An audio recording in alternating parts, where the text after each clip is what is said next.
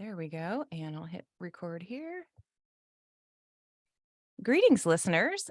Today, I have the pleasure of talking to co-authors, Dr. Byron McClure and Dr. Kelsie Reed, the authors of Hacking Deficit Thinking, 8 reframes that will change the way you think about strength-based practices and equity in schools.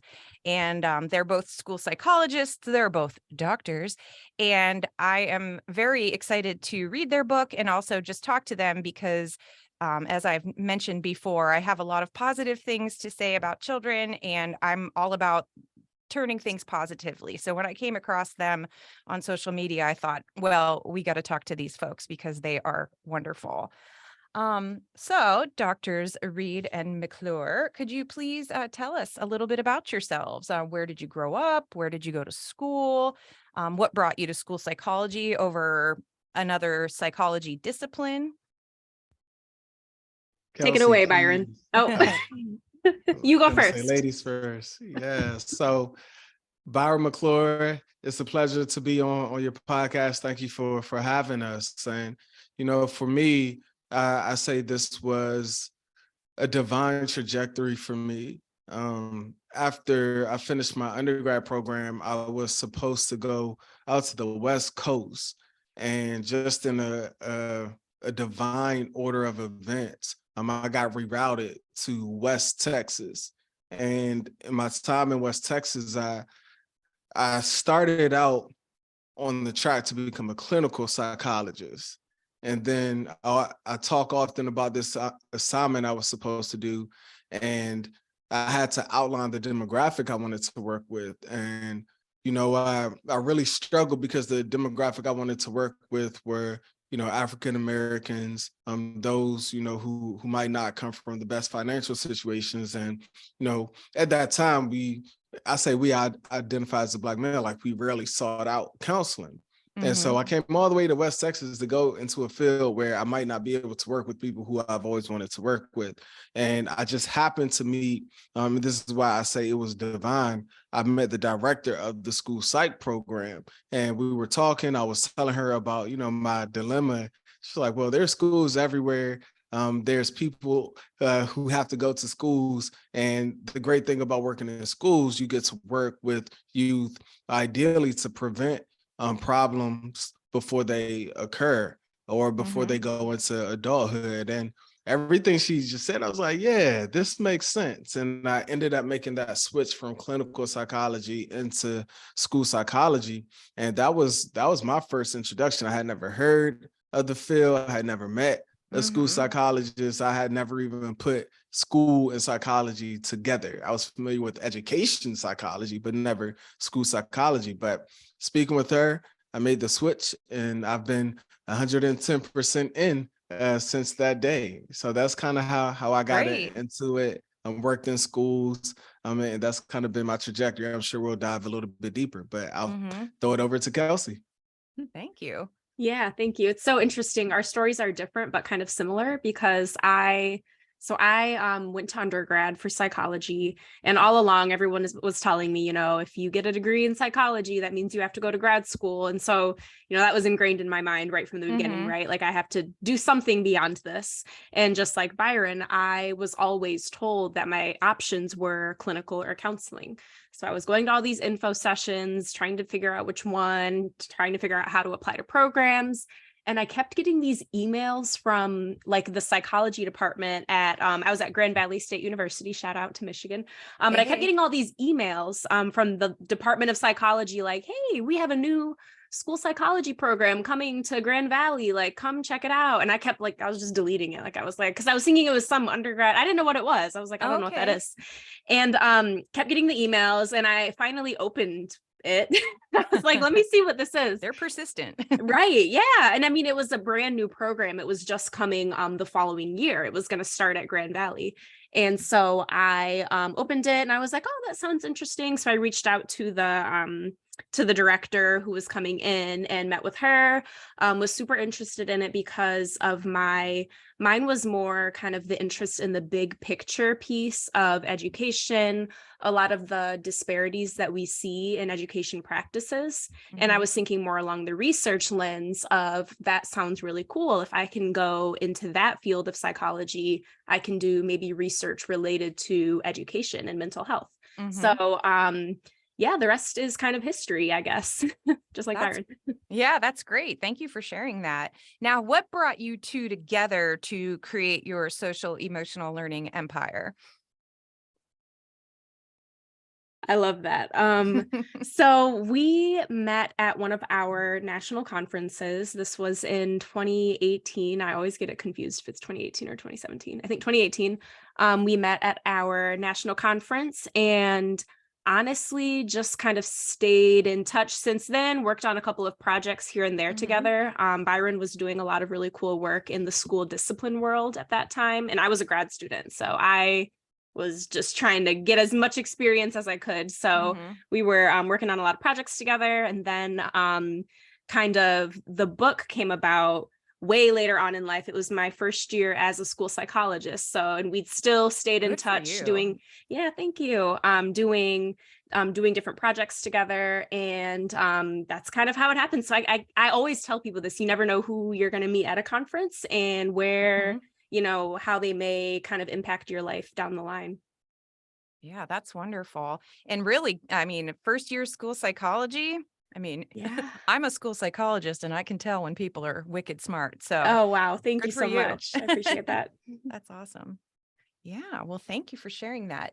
So, could you tell us a little bit about what exactly social emotional learning is and why it should be taught in schools? And also, is it more necessary after the pandemic?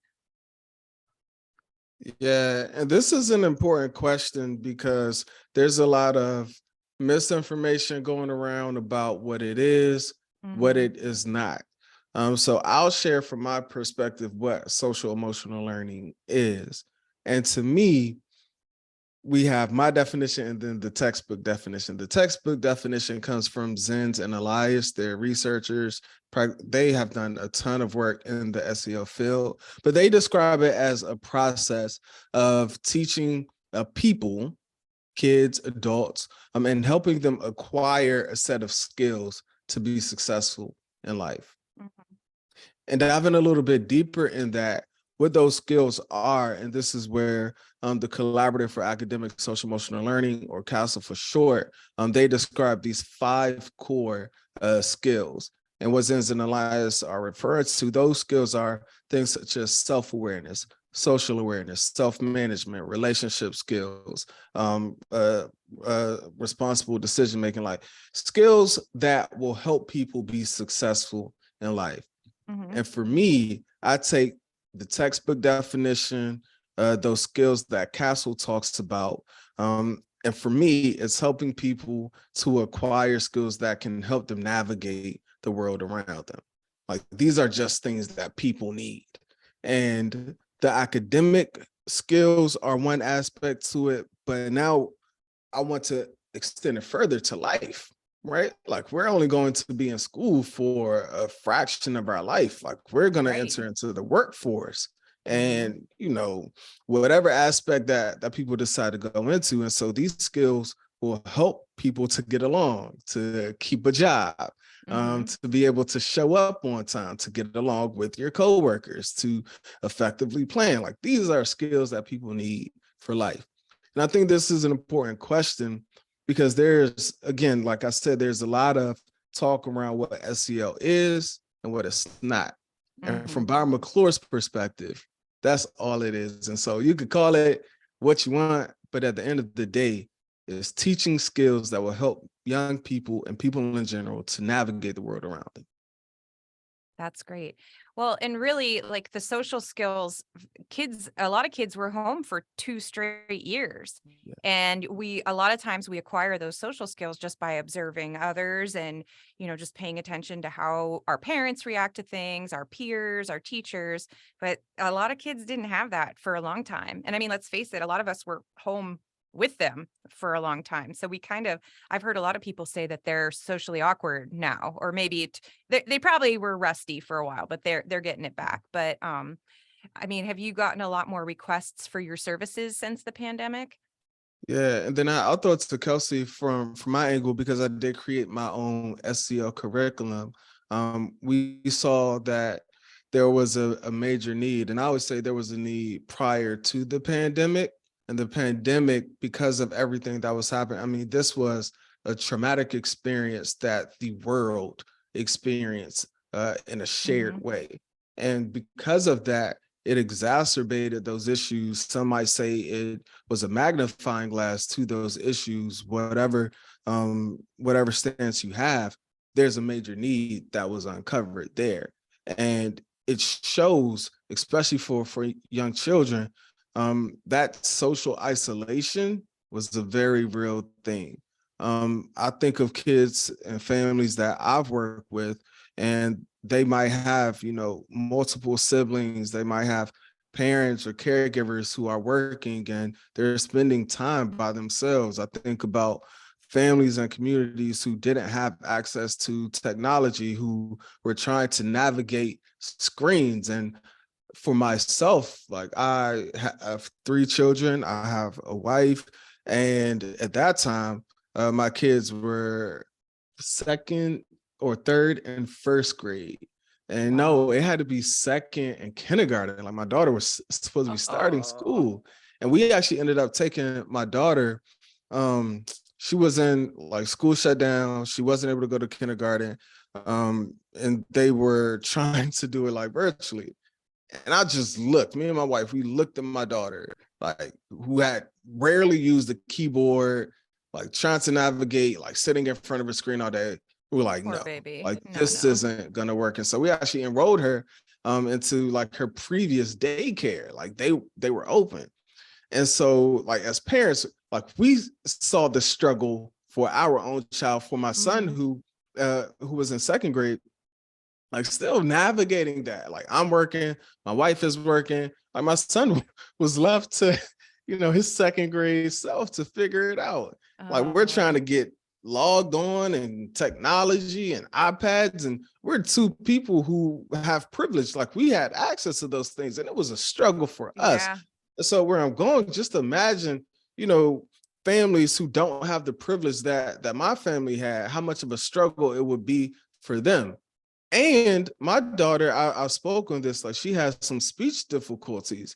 And like that's those struggles were exacerbated. Mhm. And so the original question, like I believe like during that time, it really showed that, hey, we have to be able to teach these skills in a non-traditional way, which is why I created, at that time it was those video-based lessons, and it skyrocketed. I was putting those SEO videos out Monday through Friday, and people were hungry for it. There was a major appetite for social emotional learning. And again, call it what you want, but teaching young people the skills that they need to be successful. And we could talk about the business conversation a little bit later, but at Mhm. the core, there was a major need for those skills. Yeah, thank you. Well, and when you think about it, school districts have been, especially since No Child Left Behind, school districts have been really under pressure to get reading scores and math scores and, science scores and all this stuff. That's all the government cares about is achievement in academics. But that doesn't leave the teachers a whole lot of time to model good social skills or good coping skills. So I'm really glad to see that it's kind of turning where kids are getting more of that curriculum, because I know our school district is working on it. Our school counselors are teaching those skills, and the kids need it and they like it, and it makes them feel better about themselves. and not Yeah. only that, the data shows that when we teach these skills, when we have social emotional learning incorporated into our schools, we see higher test scores. We see higher, performance academically. And I think that's what we, all of us on the ground who really believe in this work have been trying to push policymakers at the top to understand that we're not just, saying, because I think oftentimes people sometimes think about this as like, we're taking away from learning time, but it's contributing to learning time. So I think we're all working on that shift, which I think is important. Yeah, it kind of makes me think of I taught music before I was a school psychologist, and I was at a little school in a little rural community. And one day the principal came on the announcements and she said, "Now, boys and girls, if an adult walks by you and says good morning or hello, you should look at them and say good morning back." And it was like something so simple like that. Like they just don't even, if you weren't taught that, then you have no idea. I'd say good morning to a little kid and they'd be like, I don't know what to do. So, it's important Right. Yep. And more for sure. important, I think, especially for kids, is explaining why, like rather than, because there's a way where it can come off as authoritative, where it's like, I'm in charge, I'm telling you what to do, versus when you see someone, you say hello because it's a sign of respect. And this will help you get further in life later on when you show Mhm. respect to people around you. So, that's at the core of social emotional learning, I think, is the why as well. Okay, that is important for sure. Now, to pivot just a little bit, how do you recommend now, I thought about this question, um, basically when I was in grad school, it was 9/11 happened. My first couple years of teaching and 9/11 came through and I was in grad school. And the NASP, National Association of School Psychologists, for those listening, um, the recommendation at the time was don't let that video of that tragedy play over and over in front of little children, because little children don't understand that it isn't just a one shot event. It's they think, oh my God, it's going to happen in my town. It's happening all over the place. So that was the recommendation. Don't let kids watch the news over and over again. And then I thought back a little bit further. I was second grade maybe when the Space Shuttle Challenger exploded, and we watched it. I was in my little classroom. I think I was in second or third grade, and we watched a lot of shuttles take off in those days, and we watched it explode. And we didn't know what to think. The teachers were upset, and nobody talked about it. They shut it off immediately. And then, so as kids, to cope with it, we were like drawing pictures, making jokes, writing songs about it because we were 8. We didn't know any better. So it kind of makes me think a little bit now with all these horrible racial things that happen in the news.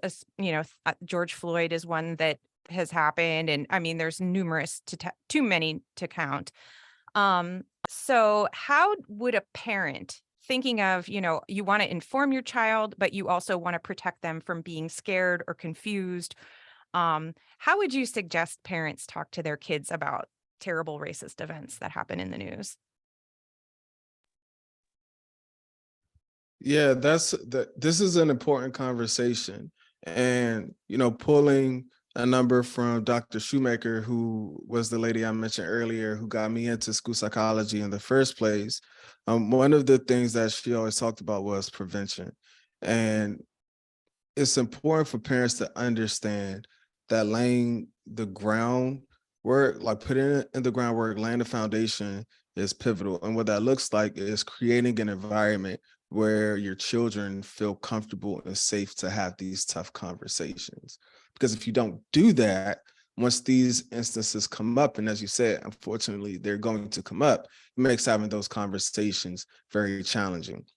One of the cliche but most powerful ways to create that environment is by listening to your young people, which is so underrated.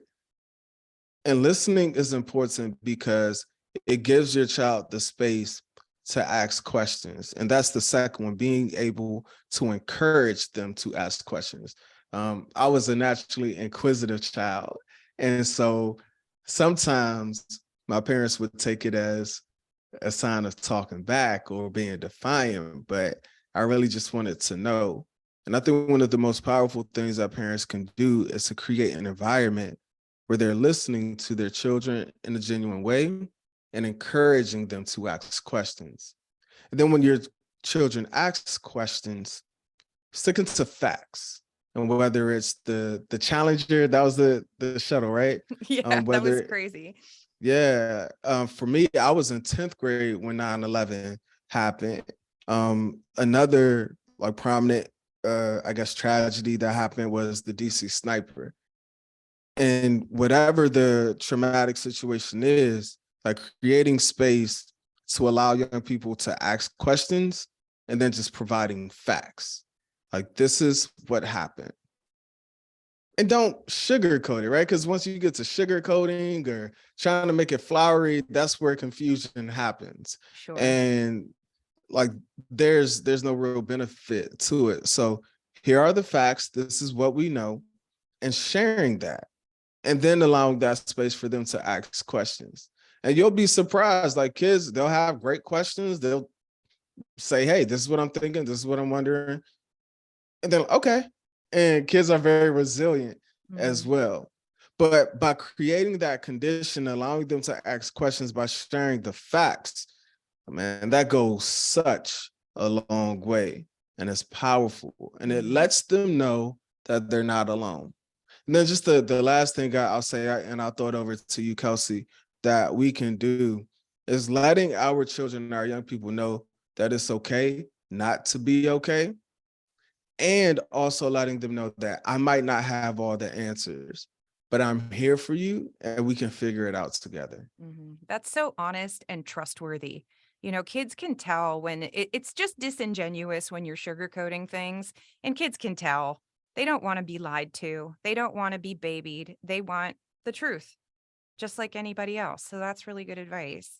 Thank you. Yeah. And that last piece was what I was gonna say, was really just kind of, I think oftentimes adults or parents, especially if they haven't set that groundwork, like Byron said, taking the time to talk about diversity, talk about differences, talk about society at a younger age to prevent, you're not scrambling when something happens in, social media these days. There's no way to shield anyone from seeing anything.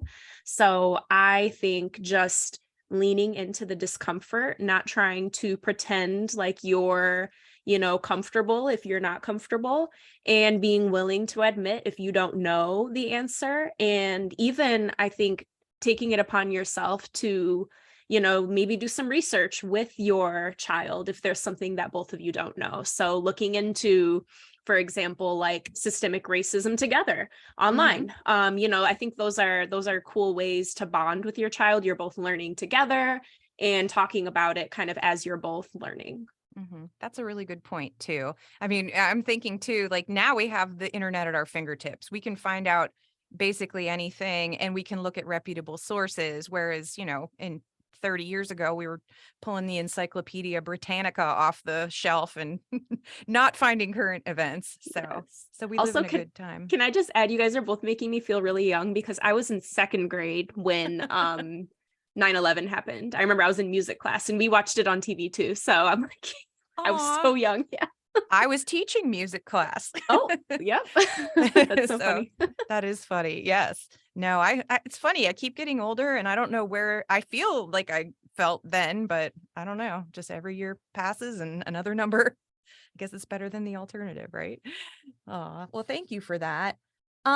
So we talked a little bit about this, but what do you think was the social, emotional, academic fallout from the pandemic? And how can school psychologists partner with parents to close those gaps?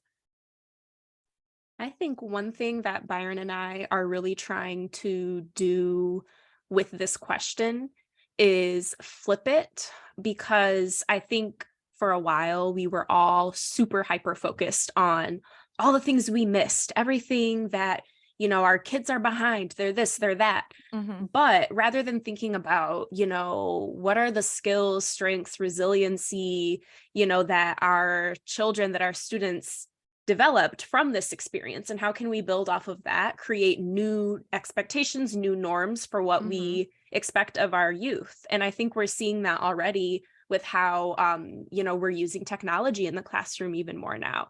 So I think we've adapted in ways that we maybe wouldn't have, not to say, that the pandemic was positive, but I think the way that we persevered through it and our education system, was able to adapt is something that we really need to not make light of. I think, so I kind of struggle with this question because we talk about closing the gap. Byron and I wrote Hacking Deficit Thinking. That's kind of a deficit that's way true. of looking at, our students. Like what gaps are we closing? We need to meet them where they're at and address the skills that, we maybe, would have addressed if they would have been in the building. And I think what that comes down to for me personally goes back to that social piece that we were talking about earlier. I know that's not what's happening in a lot of our schools right now, but I'm just seeing so many challenges, especially I think with self-regulation. And that's one of the for sure. the social emotional learning standards. Is that what they're called? The standards is self-regulation. And I feel like kids being home, kind of maybe if they didn't have a parent at home with them because they were working or they were left to their own, there wasn't as much structure as there is in a school setting. That I'm seeing kids are having a really hard time kind of sitting still for 8 hours of the day, like holding that energy in as expected in class, especially if they missed those like early formative times where they were in that structured setting.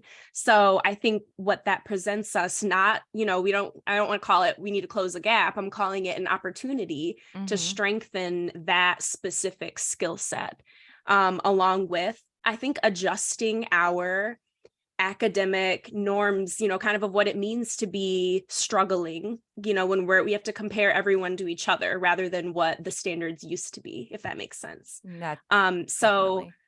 I don't have the answers, but I think what it really comes down to is knowing your kid. I think a lot of students really excelled with virtual learning. So it's interesting, I think, once again, to think about how we were able to see a greater picture of the strengths of some of our students. So some kids, learn in this way, other kids learn in this way. So really kind of figuring out, how we can differentiate our learning in that way to better, support the strengths of all of our students. I love that. It is unfortunate that a lot of school districts are basically, I mean, the states are governing over the school districts. I don't think everybody's necessarily on board. They're like, let's just keep plowing ahead.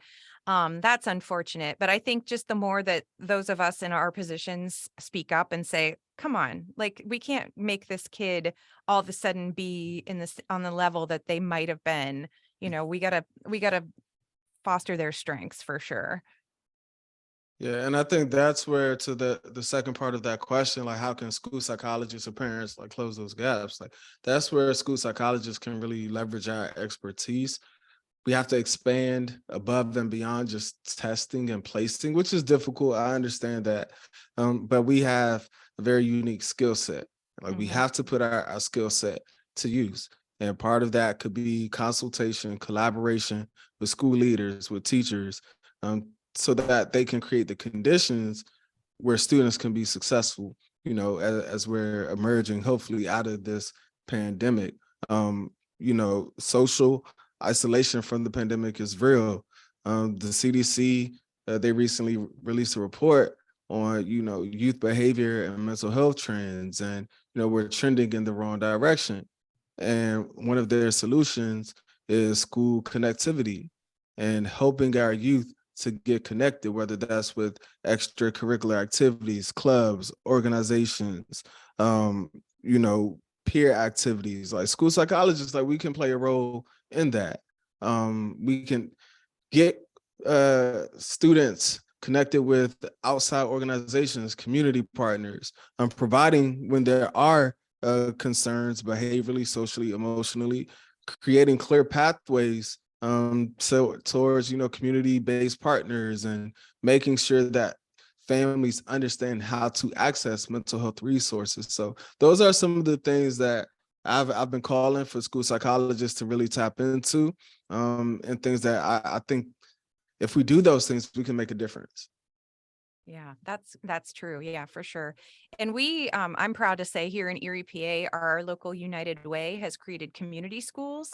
I actually Yep. just my episode this week I had my school director and also someone from the United Way, vice president, come and talk about it. But it's nice because they have all of a sudden before it was just me and the school counselor, and then all of a sudden we have a community school director, we have a case manager who helps link with the community resources, we have a behavior specialist, we have a mental health specialist. I mean, and they're all very nice people, and all of a sudden it's like this village is all of a sudden in our buildings. So I have a lot of hope for the future. This is our first year in my building, so I'm pretty excited about it, and I've already seen some nice positive impact there. So Yeah, Good. I'm that's proud to so share that amazing. with you.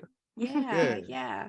I feel like It's great. we always view like schools as disconnected from society, but we're not. And so I love when I hear more schools. I have a couple of schools that are community schools as well that like Oh, good. do make that connection and, kind of bridge that gap. So that's awesome. Cool. Cool. Um, so I had a thought come up recently, and without like divulging a certain students' demographics or anything like that. I've been doing this for 16 years and I work in a urban area, and in our district, in even in the surrounding areas, we have parents who are incarcerated. We have parents who may have had addiction issues or might have passed away from an overdose.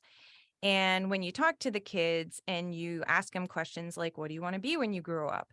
And they make comments like they don't really have many options.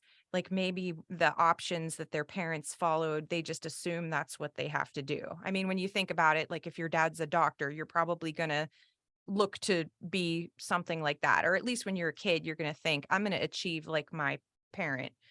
But what happens in a situation where a kid might have not as much support? How do we steer them from doing following the criminal path?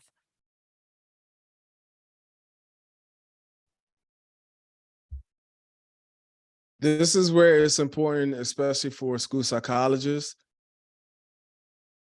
to get out into these school psych streets and really understand the power that we have to do more than just test.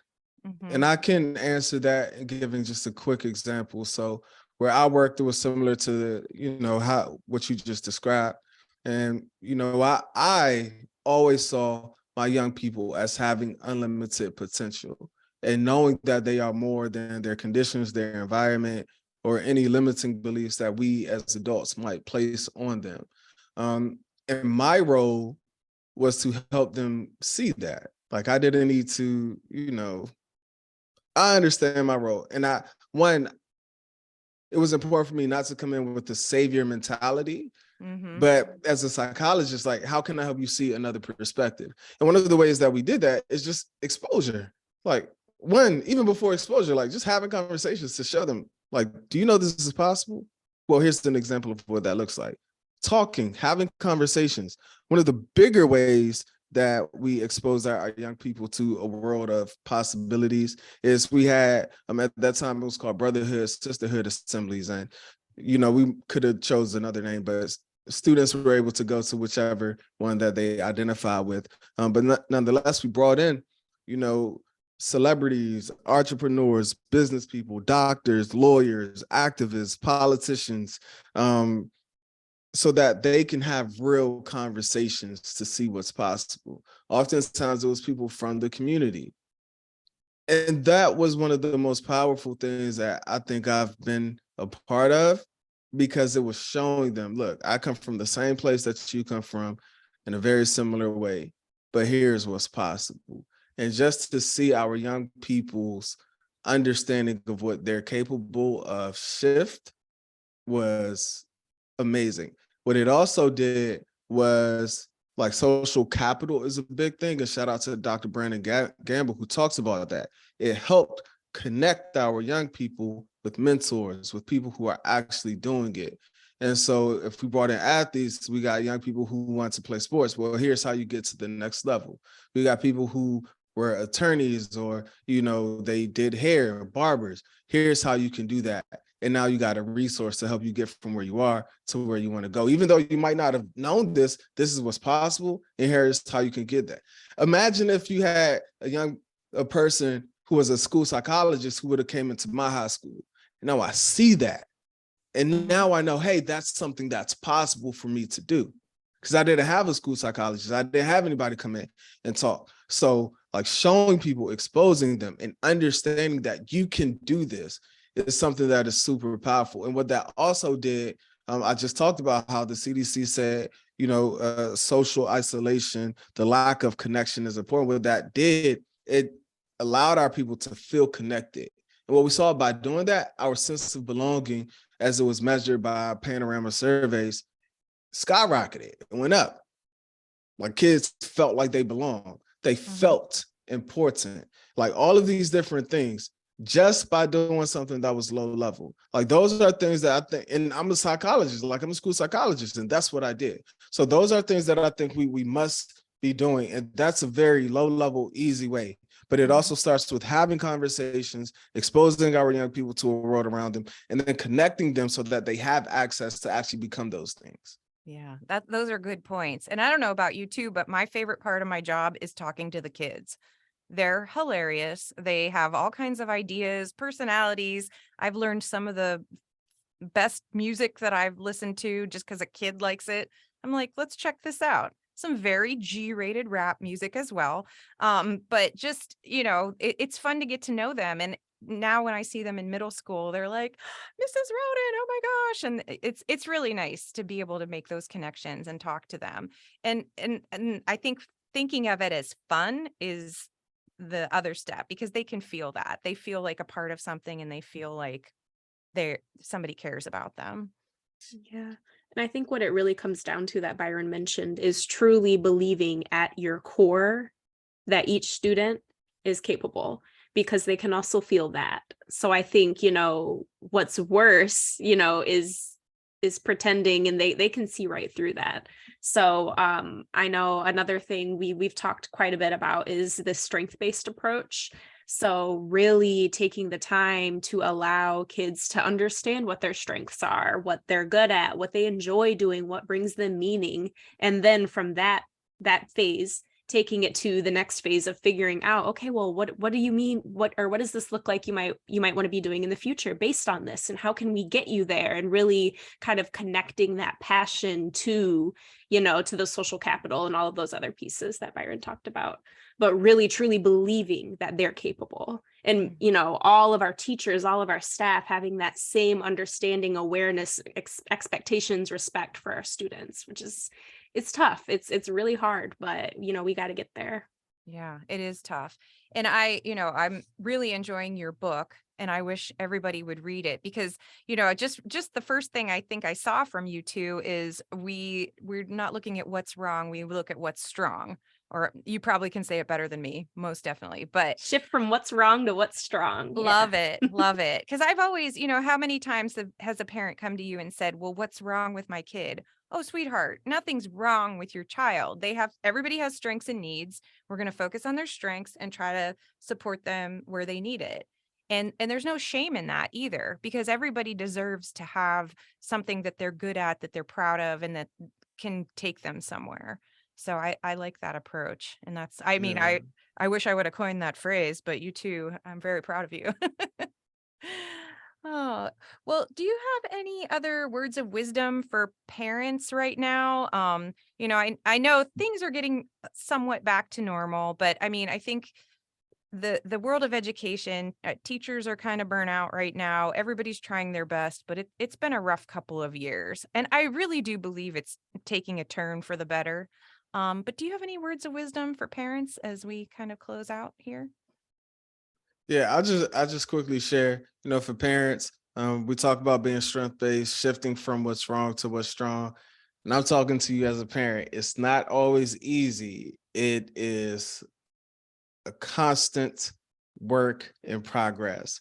And, it's also important to understand that it's a balancing act. And when we say being strength-based and shifting away from what's wrong towards what's strong, it also means not ignoring that, hey, there are some things that, we we got to work on. Like I have 3 kids, from my 10-year-old to my 7-year-old to my 1-year-old. Yes, my 1-year-old. There are things they have to work on. Like my 1-year-old, he started hitting, and we have to work on those things. But he's also a very sweet kid. Like he gives the best hugs and cuddles and all of Aw. those things. And so what this means is, how can we be balanced in our approach so that we're not only fixating on the worst things or the deficits or the challenges, and we're not ignoring those and only focusing on like the amazing things, because there's, drawbacks to that as well. But how can we be balanced and holistic so that our young people can find success? And more than anything, it goes back to how I started defining what social emotional learning is. It's a process, and we might not be there today. Might not be there tomorrow, but as long as we keep trying as best we can, eventually we will help our young people to acquire those skills so that they can find success. Wonderful. Thank you. I love that. Yeah. I think for me, so rather than like words of wisdom, I have like a task, I think, that I would be interested in parents doing at your next parent teacher conference. Ask or focus on the strengths of your child during that meeting as much as possible. I think oftentimes we go in and it's like, okay, what are they struggling with? What's going on? Simply ask your teacher, like, what are their strengths? And if anything, it will at least make the teacher be prepared next time to have some strengths. It'll really kind of change the way they look at your child, to really be focusing on, what are those strengths? What are some things that I can tell the parent, or tell the teacher, or tell the parent. Mhm. So I think, or even in IEP meetings, I think a lot of teams are shifting to talk about strengths as well. But as a parent, I think you have every right to ask the school team, who is going to be assessing your child, who's been working with your child, who should know your child, what they believe your child's strengths to be. So I think you, as the parent, you have every right to start that conversation. That's a really good point, because I mean, as a school professional, I try to steer the conversation in that direction. I mean, how many times have we seen somebody come in, throw their folder down and say, "Oh, your kid, blah, blah, blah." Hold on a second. Let's talk about strengths first. Obviously, you're upset. Obviously, things have not been going well, but this is somebody's baby that they carried for 9 months and that they love dearly, and maybe gives them a hard time, but still like deserves a little bit of grace. So I think that's a good self-advocacy tool too, because I've seen a lot of parents be flabbergasted by that. And you know what? They might have had a bad experience in school as well when they were growing up. So coming into school is scary. And then all of a sudden somebody's yelling at them about their kid. So I think that's a good, for a parent to be able to say, let's talk about my child's strengths. I think that's something I've actually never heard anybody do that. I usually do it for them, because I'm like, no, time out. But that's I a good remember point. one parent doing it. This was like last year, I think. And she asked, and I was like, wow, good for her. Like she steered the conversation in a different direction. And I noted that, and I'm like, I'm going to start telling people to do that. Yeah, that's a really good point. Thank you. Well, I really appreciate your time today, Doctors Reed and McClure. Do you have any other closing tidbits before we sign off here? No, thank you for this opportunity to have this Oh, discussion. Yeah, m- thank you so much. my pleasure. You're both so knowledgeable, and I'll be sharing links to your book and to your website. If there's anything specific you want on the liner notes, let me know. Awesome. But I really appreciate your time. Thank you so Sure. much for talking to us about all of our strengths. Yes, thank you. All right. Thank you so much. Right. Yeah. Thanks again, guys. That was Perfect. great. Yeah, no problem. Yeah. So what's next? What do you have? You have some more things cooking? We do. We always do. Yes. Just with the strength-based collective, really just trying to provide value for educators, for parents, for children in the strength-based world. So lots of ideas coming.